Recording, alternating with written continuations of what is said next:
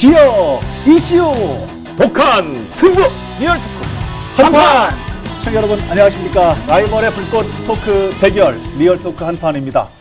라이벌의 불꽃 토크 두 주인공 최용현 변호사님, 신용환 교수님 오늘도 함께 하겠습니다. 안녕하세요. 네, 안녕하십니까. 안녕하세요. 일주일 동안 잘 지내셨죠? 네.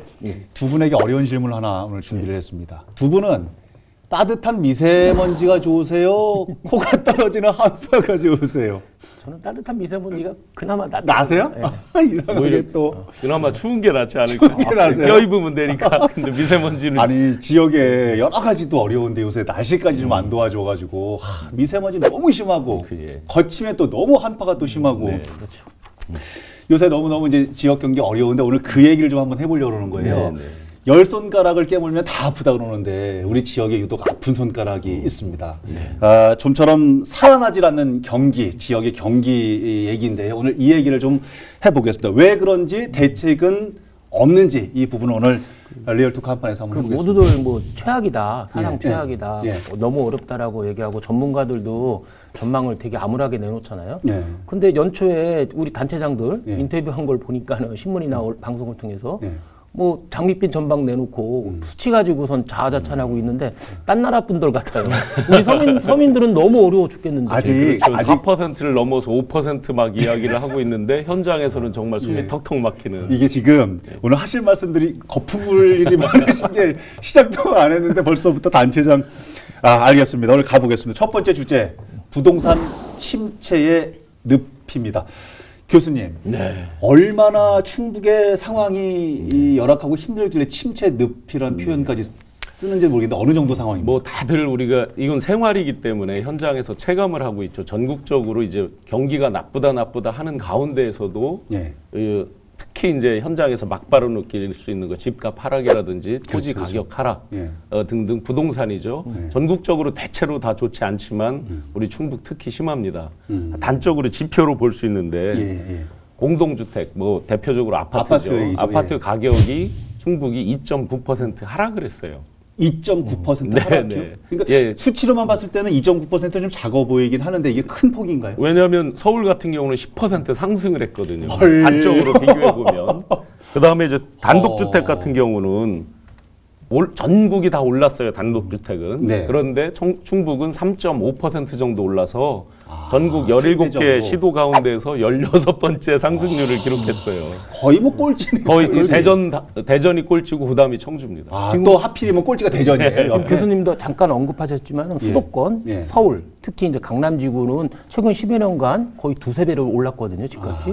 근데 나머지 비수도권 지방, 우리 지역을 포함해서 다 부동산 침체 하락 국면이죠. 특히 우리 지역에 가장 심한 것 같아요. 지금. 단적으로 가격으로 해보면 이 청주 아파트 평균 가격이 1억 밑으로 떨어졌어요.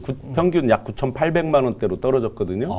서울의 평균은 약 6억 5천이죠. 6억 5천. 예, 기본 저거가 그 기본 평균 가격이. 그러면 한 6배 이상, 7배 가까이 차이가 나죠. 그렇죠.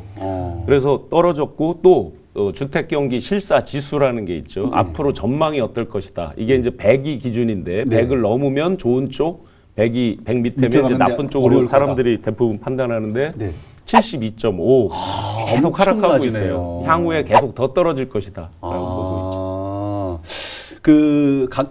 우리 지역에 이제 그 얘기를 하면 해당 지역 주민들이 반발을 하실 테니까 어디라고 얘기할 수는 없는데 우리 지금 해당 PD도 지금 그쪽에서 아파트 가격 좀 전에 얘기를 하셨었는데 엄청 심각한가 봐요. 떨어지는 게. 변호사님은 주변에서 혹시 그 체험하고 듣는 얘기들은? 지금 주로 이제 문제되는 게 과거에는 전세랄이라고 그래가지고 전세값이 너무 비싸서 보증금이 너무 비싸기 때문에 세입자들이 전세를 얻기 힘들었잖아요. 이게 전세난이라는데 전세난. 요즘은 저도 일주일에 한 번, 한 달이면 두세 번씩 상담을 받는 게 있어요. 변호사님께서? 이젠 집을 나와야 되는데 보증금을 못 빼준다고 한다, 집주인이.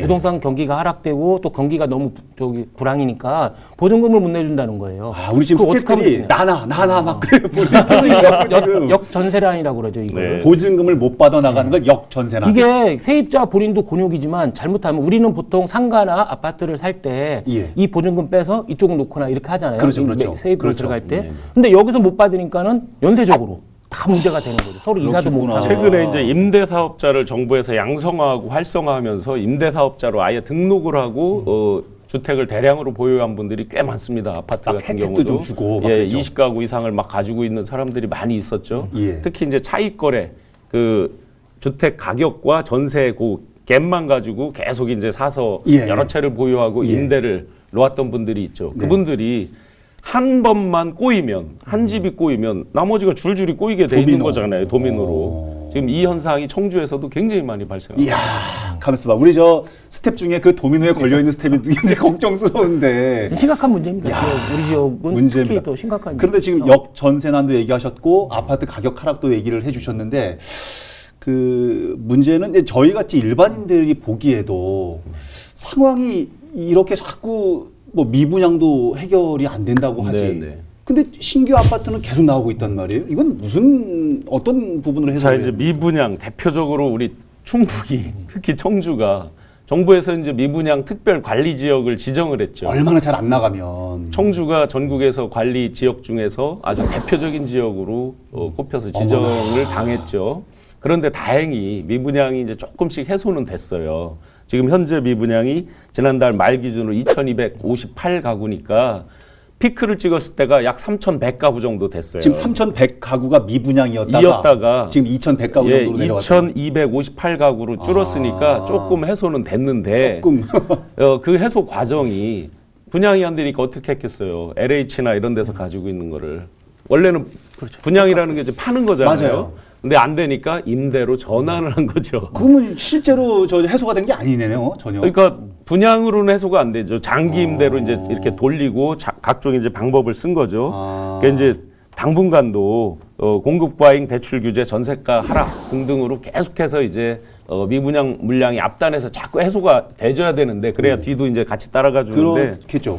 더군다나 이제 동남지구에 올해도 이 상태에서 4,225가구가 5개 단지가 또 추가로 분양될 예정이에요. 4,200. 그러면 미분양이 쌓여 있는 상태에서 뒤가 또 계속 때밀고 오잖아요. 아, 적체. 네. 일단은 뭐 기업 입장으로서는 미분양이 걱정이지만 가게 입장으로서는 미분양 문제보다는 자기 집이 안 빠진다는 거, 그다음 빈 집으로 남아 있다는 당장. 거, 그렇죠. 특히 낡은 아파트 같은 경우는 그냥 들어올 사람도 없다는 거, 이런 게 더 걱정이겠죠. 아니 그런데 제가 좀 궁금한 거는 앞서서도 좀 여쭤봤습니다만은 이러한 신규 승인이 어쩔 수 없는 겁니까? 아니면은 좀 조절을 좀 해야 될 필요가 있지 않습니까? 우선 청주가 주택 보급률이 한 몇 % 정도 될 것 같아요. 주택 보급률이요? 예.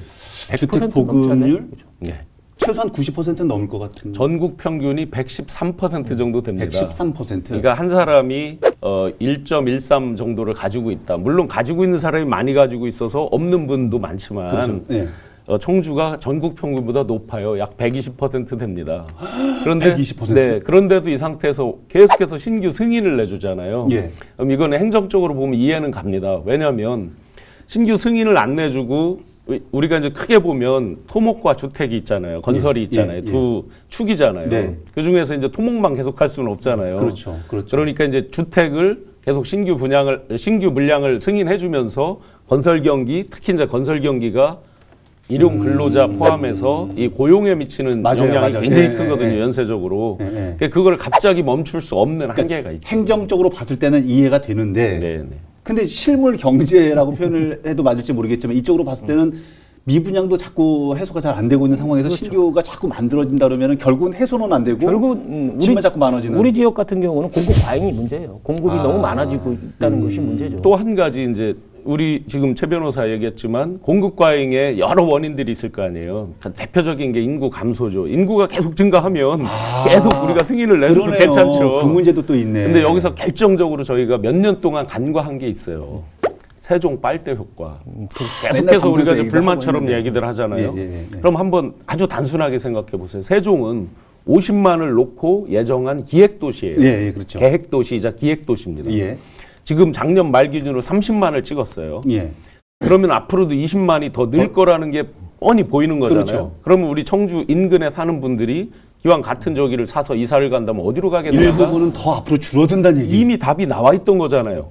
누구나 알고 있는 거잖아요. 그러면 우리 충북 청주 행정당국은 이미 그건 몇 년 전에 세종 그렇죠. 특별시가 생길 때 이미 저희가 알고 있는 거란 말이에요. 예상할 수 있는 건데 그에 대한 대비들이 전혀 안 근데 10여 년 전에 세종시가 처음에 생길 때 오히려 충북의 전문가들이라는 사람들, 정책가들이라는 사람들은 오히려 후광효과나 배후효과 뭐 이런 얘기를 하면서 그랬었죠. 우리 지역의 부동산 경기가 세종시로 인해서 좋아질 거라고 예상을 했죠.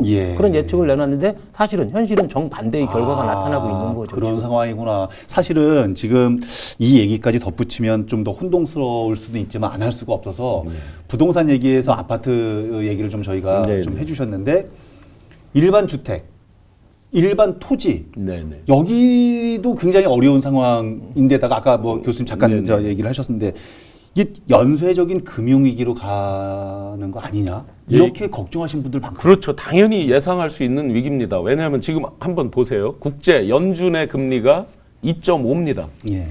미국에 있는 그 연준에서 연방준비위원회에서 하는 기준금리가 대한민국에 지금 한은의 기준금리가 1.75입니다. 연준금리보다 낮아요. 이 기준금리라는 건 한국은행에서 은행에 돈을 빌려줄 때 책정한 이자율입니다. 자, 1.75인데 지금 흐름은 계속 올라갈 수밖에 없죠. 연준 기준금리가 2.5인데 우리가 1.75. 그렇죠. 뭐 리얼하게 말씀드리면 억지로 틀어막고 우리가 덜 올린 측면도 있어요. 근데 지금 우리나라 대한민국 공인된 가계부채가 약 1,600조 가까이 됩니다.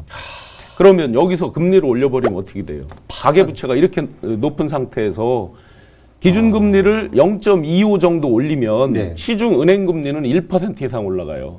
이 파생적으로. 자, 그러면 지금 대부분이 대출을 끼고 우리가 집을 샀고 대출을 끼고 전세를 했단 말이에요. 연쇄적으로 시중금리가 올라가면서 가계에서 기존에 이자 냈던 거에서 몇 배로 지금 이제 이자가 올라갈 판이죠. 저는 그 일부에서는 뭐 미국의 2008년도에 있었던 서브프라임 모기지 사태 있었잖아요. 그걸 예상하는데 그거는 중앙의 얘기고 서울의 얘기고 지방은 전혀 다른 양상이거든요. 좀 다를 것 같다. 서울 같은 경우는 부동산 값이 너무 올랐어요. 1990년대 초에 일본이 그러다가 폭락 사태를 맞은 거거든요. 서울의 강남 지역은 한 12년 사이에 두세 배가 올랐기 때문에 미국의 2008년도에 그 사태처럼 그런 사태가 일어날 수 있지만 부동산 거품 때문에 우리 지방이나 우리 지역이나 우리 지방 같은 경우는 오히려 거꾸로 해요. 부동산 거품이 없어요. 오히려 공급이 과잉돼서 부동산 시장이 너무 침체돼서 문제지. 그래서 만약에 개인적으로 금융적인 곤란은 겪고 있을 수 있지만 우리 지역처럼 이런 문제로 그 미국의 서브프라임 사태 같은 이런 사례는 일어나지 않죠. 물론 서울 같은 경우는 그런 일이 일어날 수 있어요. 서울 같은 경우는 위기 국면이거든요. 사실은 정부에서 부동산 규제를 강화하고 대출 요건을 강화하고 뭐 이런 거 많이 하잖아요. 이거는 서브프라임 사태 같은 그 최악의 사태를 막기 위해서 연착륙을 시도하는 거기 때문에 환영을 하는데 지방은 오히려 거꾸로죠. 그러니까 변호사님 지금 말씀처럼 만약에 반대 상황이다. 지금 침체가 문제다. 그러면 변호사님이 대안이 나올지 궁금한데 변호사님이 생각하는 해법이 좀 있습니까? 단기적으로는 우리 지역 같은 경우는 공급을 규제하거나 규제를 해야 되죠. 공급을 지연시키거나 축소하는 방안이 있고 저 같으면 장기적인 해결책이 있을 것 같아요. 사회적인 해결책은 될 수도 있는데 박원순 시장이 공공임대상가나 공공아파트를 늘리자고 하잖아요. 그 방식을 활용하는 거죠. 충북에도. 우리 도 같은 경우는 그 낡은 아파트나 낡은 상가를 지방 채권, 장기 채권으로 발행을 해서 사서 그걸 공공임대상가나 아파트로 다 활용할 수 있는 것이 하나의 방안이 될 수 있습니다. 이미 서울에서 활발하게 지금 이런 대안들이 나오고 있는데요. 거기에다 또 하나 이제 좀 부정적인 게 중요한 부분을 또 놓치고 있던 게 뭐냐면 기존에 우리가 아파트 하면 4인 가구 이런 식으로 말을 했잖아요. 가구를 얘기할 때. 기준을. 근데 이미 대한민국에서 1인 가구가 1등이 돼버렸어. 28%. 2인 가구가 27%로 2등이 됐어요. 이미. 근데 기존에 하다 보니까 4인 가구를 기준으로 하다 보니까 뭐 65평 아파트, 뭐 45평 아파트 막 이런 것들이 많았잖아요. 많이 또 그런 걸 부러워했고. 그렇죠. 그런데 지금은 고령화 사회로 갖고 1인 가구가 많고 하다 보니까 다시 집을 짓고 할 때는 25평 아파트 이런 게 오히려 더 각광받을 수 있다 이거죠. 15평 원룸이나. 근데 이게 부동산이라는 게 한번 지어놓으면 갑자기 이걸 뭐 쪼개서 25평으로 나눌 수가 없잖아요. 없죠. 공급 과잉이 계속되고 하는데 사람들이 가구 수가 줄어서 예를 들어 혼자 사는데 뭐 굳이 32평 아파트 살 이유도 없거든요. 이런 부분에 이제 균형들이 또 안 맞는 걸 사회적으로 간과하고 신 교수님 말씀 들으니까 갑자기 생각난 대책이 하나 있는데 우리 지역은 공급 과잉과 부동산 경기 침체가 문제잖아요. 집들이 너무 많다고 하잖아요. 가구를 잘라서 1인 가구로 다 만들어서. 그래서 유럽에 이미 뭐가 나왔냐면요. 유럽에 이제 런던이나 이런 데 집값도 비싸고 막 이런데 이렇게 이제 1인 가구들이 되다 보니까 쉐어하우스 지금 한국에도 많이 생기잖아요. 그리고 이제 부엌을 공유하잖아요. 요즘은 외식 많이 하니까 뭐 매일 밥 해 먹지도 않다 보니까 그래서 예를 들어서 뭐 32평 아파트에 젊은 사람들이 4명이 가서 뭐 같이 산다든지 뭐 이런 것들이 이제 그런 얘기도 하시더라고요. 쉐어하우스도 못하게 해야 돼. 잘라서 너 집사 해야 돼.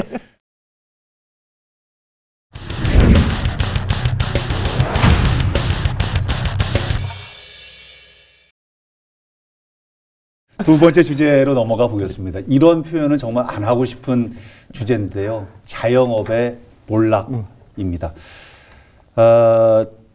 50만 정도라고 충북에 자영업 하시는 분이. 우선 자영업의 실태만 한번 말씀드려보면 대한민국의 근로소득자가 우리 대한민국 5,150만 인구 가운데에서 소위 갑근세, 근로소득세를 내는 사람이 2,710만 명 정도 돼요. 15세부터 64세까지입니다. 2,710만 명 정도 되는데 그중에 자영업, 소위 말하는 자영업자가 약 560만 명이에요. 580만 정도 됐다가 지금 20만이 줄었어요. 폐업이 엄청 늘어나고 있잖아요. 근데 우리 충북은 그러면 전국적으로 보면 이 통계 수치상 보면 자영업자 비율이 한 21% 정도 대략 되는데 전국적으로 보면 수치로, 근데 충북이 165만 인구잖아요. 그중에 자영업자가 약 50만 정도 되는 거예요. 50만. 자영업에 종사하는 분들이. 대충 한 3분 중에 한 분은 자영업하는 그러니까 자영업 비율이 높죠, 충북이. 청주는 약 25% 정도 이상이 돼요. 전국 평균이 21인데 청주는 25. 충북과 청주가 자영업 비율이 높은 상태예요. 그러니까 체감적으로 저희가 느껴지는 게 더 힘들게 느껴요. 아니 근데 이런 수치는 이거 보지도 않고 다 어떻게 아세요? 이게 우리나라 경제의 가장 큰 문제점 중에 하나인 건데 자영업 부분이 너무 커요. 우리나라는 선진국의 거의 2배 정도 되거든요. OECD 선진국의 거의 2배고 일본도 자영업자가 엄청 많다고 그러는데 일본보다 우리가 1.5배 정도 더 많다고 하거든요. 이 원인이 뭐냐면은 우리나라는 너무 열악하고 불안정한 고용시장을 갖고 있었어요. 그동안 성장을 위해서 너무 고용 조건이 안 좋으니까 그 배출구가 필요했던 거예요, 정부에서. 그래서 자영업이 가수로 커질 수밖에 없도록 방치를 했던 것이 이 문제가 스타트가 되는 것 같아요. 결과적으로 자영업은 영세할 수밖에 없는 거죠. 너무 많으니까. 근데 얘기를 들어보니까 좀 전에 일본 말씀하셨잖아요. 요거 하나로 딱 비교해 보면 금방 우리가 이해가 될 거예요. 어떤 부분? 일본 인구가 1억 5천 정도 되죠. 저희보다 1억 2,500 정도 되니까 저희보다 한 2.5배 그 정도 되죠. 그런데 일본의 편의점이 약 5만 5천 개입니다. 5만 5천 개. 지금 현재 대한민국의 편의점이 3만 5천 개 정도 돼요.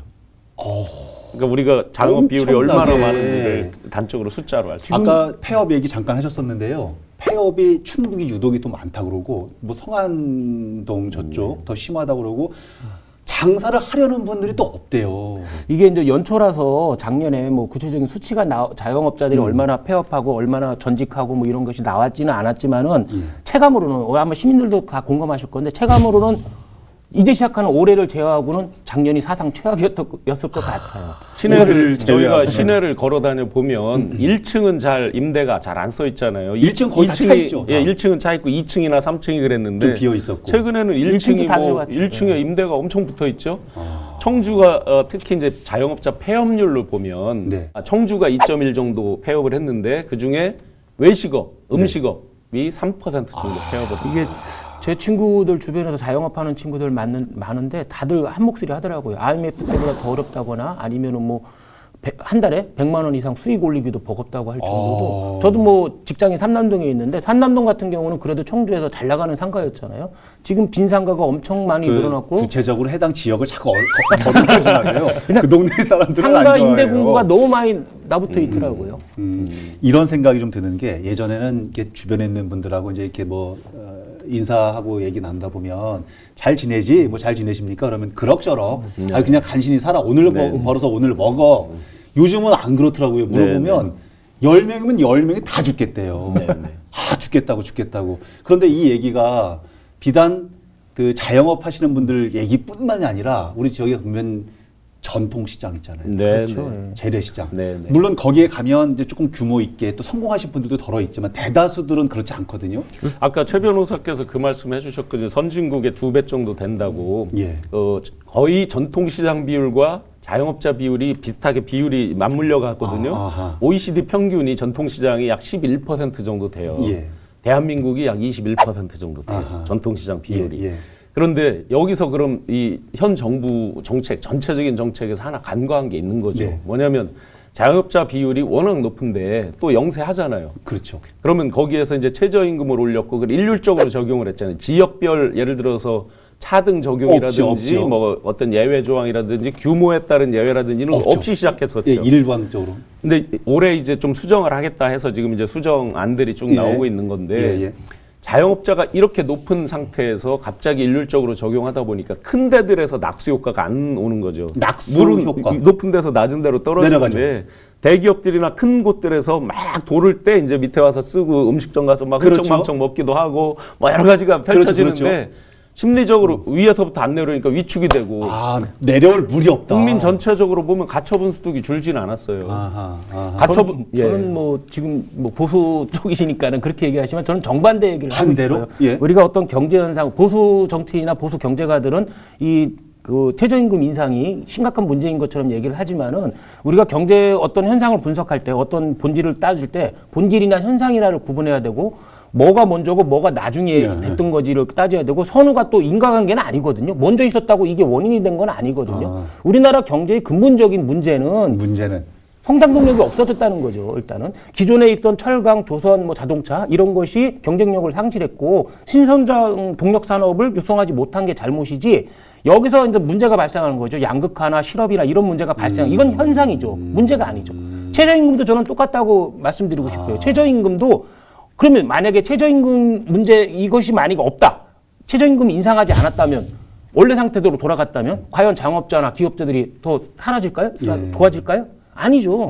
이건 하나의 현상이고 결과일 뿐이지 이것이 문제를 야기한 건 아닌 것 같아요. 전체적인 방향에서는 장기적으로 보면 소득주도 성장에 저도 동의를 하는 사람이에요. 장기적으로 국가적으로. 그런데 하나만 단적으로 예를 들어 볼게요. 최저임금 같은 경우에 뭐가 잘못됐다고 좀 전에 제가 지적한 바와 같이 지역별 또는 업종별 또는 규모별 차등을 두지 않았다는 거예요. 단적으로 말씀드려 볼게요. 올해 8,350원이 적용이 돼요. 이걸 주휴수당, 대한민국이 있는 특이한 그 제도죠. 주휴수당까지 해서 해보면 연봉으로 약 2천만 원 정도 돼요. 한번 이거 계산해 보셔요. 구멍가게하고 식당하고 하는데 연봉 2천만 원. 그 종업원 하나 쓰려면 2천만 원 줘야 되는 거예요. 안 주면 준사법권 있잖아요. 노동청에 고발하고 끌려가고 그래요. 전과자가 되고 그래요. 그러니까 못 쓰는 거죠. 그러면 요거 하나 생각해 보세요. 국밥 한 그릇에 청주에서 보통 한 6,000원부터 8,000원 사이 할 거예요. 서울 가면 8,000원에서 한 12,000원 사이를 해요. 임대료나 기타 고정비용 때문에 그렇죠. 옛날에는 인건비 차등이 있었고 이랬는데 인건비는 일률적으로 적용돼요. 커버 못하죠. 기업들이 그 높은 인건비에 대한 불만은 예전부터 있었고 자영업자들이 불황이라는 건 예전부터 계속 누적돼 왔던 거예요. 다만 여기서 최저임금 문제가 나오니까 어떤 희생양이 필요했던 거지. 그래서 최저임금을 거론하는 거지 사실상 최저임금이라는 것은 경기를 다시 부흥시키기 위한 가장 적절한 정책이었던 것 같아요. 그러면 여기서요. 소득 주도 성장 부분하고 최저임금이 우리 지역에 미치는 경제적인 영향 이런 부분들은 별도로 한번 떼서 한 번 더 논의를 좀 해보는 걸로 하고 또 한 가지는 어떤 게 좀 드냐면 자영업자들이 몰락한다 그렇게 하는데 말씀 중에 165만 중에 50만이 좀 자영업이라고 그러고 놔둘 거냐. 그럼 소비 심리가 좀 살아나고 지갑도 좀 열리고 지갑 안에 좀 충전도 좀 잘 돼 있고 이래야지 좀 뭐가 되는 건데 그러면 어떻게 해야 좀 풀릴까? 자영업의 대표적인 것들을 하면 전통시장. 그러면 전통시장 활성화하면 주차장 넓게 줘주고 지금까지는 이런 이제 정책들이 주로였고 그 뭐라 그러죠? 이 아치 대형 저 아치 그 비 맞지 않도록 해주고 뭐 이런 거 위주로 했는데 자 그런다라고 해서 젊은 사람들이 전통시장 잘 안 가죠. 갈 거냐 아니죠. 그러니까 원스톱으로 해결할 수 있는 어떤 그런 것들이 사람들 생활 속에 배어 있잖아요. 그러니까 전통시장도 집단화, 특색화 등등 하면서 이제 스토리를 만들어가고 하는 것들로 자꾸 이제 전환하고 젊은 사람들이 찾게 만들고 그래서 청년몰 전주에 아마 가보셨을 거예요. 그죠? 그런 것들을 어디 구석에 그냥 구색만 맞추는 게 아니라 제일 좋은 목에 막 해놓고 그래서 사람들이 찾을 수 있게 이런 것들이 이제 가장 기초적인 현실적인 대안을 좀 전통시장 대책은 그렇지만 근본적으로 자영업자 불황을 겪는 자영업자에 대한 대책은 있을 수가 없다고 봐요. 저는. 있을 수 없다. 오히려 이번 기회에 냉정하지만 조금 냉철히 말씀드린다면 근본적인 대응책 앞으로의 사회경제 패러다임을 바꾸는 그런 근본적인 발상이 필요한 것 같아요. 무서운 얘기인데 이번 기회에 걸러내자. 자영업 비중이 너무 높다는 거예요. 우리나라는. 결국은 그 이유는 뭐냐면은 열악한 노동 조건이나 이런 조건 때문에 배출구가 필요해서 자영업 비중이 커진 건데 이걸 바꾸려면 어떻게 하느냐. 거꾸로 생각하면 돼요.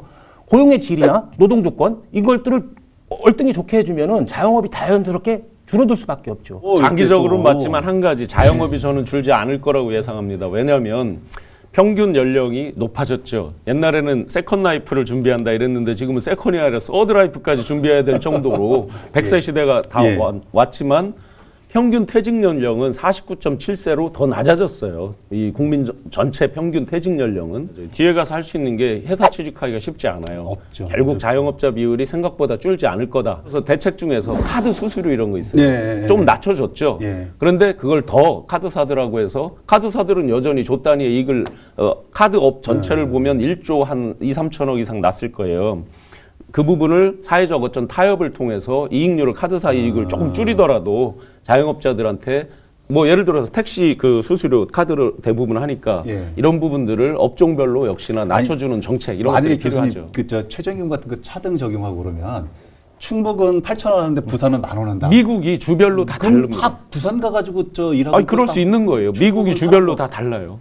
네. 미국은 일률적인 최저 임금이 아니에요. 그리고 또 우리 인구가 또 빠져나가거나 또. 경제 우리 지자체 청주나 충북도청 같은데 경제를 관리하는 경제를 예측하고 대책을 강구하는 구조가 없어요. 사실은 기업 유치나 이런 거나 하고 있지 우리 지역의 경제가 어떻게 될 거고 향후 전망이 어떻고 우리 지역에 어떤 문제가 발생하고 어떤 대책이 필요한가 이런 기구나 공무원이 있어야 되는데 이런 게 없어요. 경제부지사 있었잖아요 예전에. 지금 기업 유치나 하고 다녔죠. 정확히 이제 충북은 아쉬운 게 경제부지사가 없죠. 정무부지사라고 돼 있고 정무부지사가 경제를 같이 이렇게 하는데 아무래도 이름이 이제 정무부지사라면 정무적인 거에 더 방점이 느껴지잖아요. 느낌이 그렇잖아요. 그렇죠. 단체장을 위한 숫자만 챙기는 기구나 공무원이 있어요. 그런데 우리 지역만을 위한 그리고 우리 서민들과 직접적인 관련이 있는 수치나 어떤 제도를 이게 대책을 강구하는 그런 기구나 공직자가 없다는 것이 가장 큰 문제인 것 같아요. 특정 업종에 지금 치우침이 크기 때문에 빨리 충북 지역의 미래 먹거리, 일거리에 대한 대안을 찾아야 될 텐데. 우리 저 한판에서는요. 언제나 대해서 이렇게 웃을 수 있는 주제를 가지고 희망적인 토크를 걱정입니다. 알겠습니다. 오늘 정리를 한번 해보시죠. 교수님부터 오늘 끝내기 한 판 정리 부탁드립니다. 저는 유비무환. 뭐 지금도 어렵지만 어디가 바닥인지 몰라요. 지금이라도 가게는 가게 단위에서 또 지역은 지역 단위 행정하시는 분은 행정하시는 분들 어디가 우리가 1층이 바닥인 줄 알았더니 지하실이 막 있고 이러잖아요. 그래서 유비무환 지금이라도 빨리 준비하고 대비해야 된다. 오늘 말씀 아주 귀에 딱 들어옵니다. 유비무환. 예, 변호사님. 지역 경제가 장기 침체잖아요. 그리고 또 서울발 부동산 위기, 금융 위기 이런 것도 위기감이 경고등이 켜졌거든요. 이미. 그리고 지역 서민들 너무 어렵다라고 하고 전문가들도 지역 경제에서 암울한 전망을 내놓는 분들이 많은데 우리 지역의 주요한 두 단체장군 한 분은 뭐 하시는지 그냥 구중궁궐에서 두문불출하시고 또 한 분은 숫자 가지고 자아자찬하기 바쁘시고 정말 답답하거든요. 저는 답답하다 하는데 단체장이라면 최소한 전통시장이나 선술집 같은 데 찾아서 서민들의 고통도 좀 들어보고 현장을 좀 찾아봐서 현장 사람들의 어려움도 들어보는 그런 정치적 쇼일지라도 최소한 그런 거라도 있어야 될 것 같아요. 지금 너무 답답하다. 좀 있으면 다 많이 돌아요. 설날 앞두고 이제 전통시장 많이 돌아요. 아니 변호사님께서 얼마나 답답한지 정치적 쇼라도 좋다. 그렇죠. 이런 표현까지 오늘 참 쓰셨는지. 그조차도 안 하시잖아. 알겠습니다. 설날이 이제 다가오는데요. 또 우리 저 충북도민들에게 좀 기쁘고 희망찬 그런 메시지나 소식들이 좀 가가호 있었으면 좋겠다 생각을 좀 해보고 오늘 시간 좀 정리를 해보겠습니다. 오늘은 이렇게 정리를 하고요. 다음 주는 또 어떤 주제로 두 라이벌의 불꽃 토크가 펼쳐질지 여러분 기대해 주시기 바랍니다. 다음 주에도 한판 합시다. 리얼톡 한판!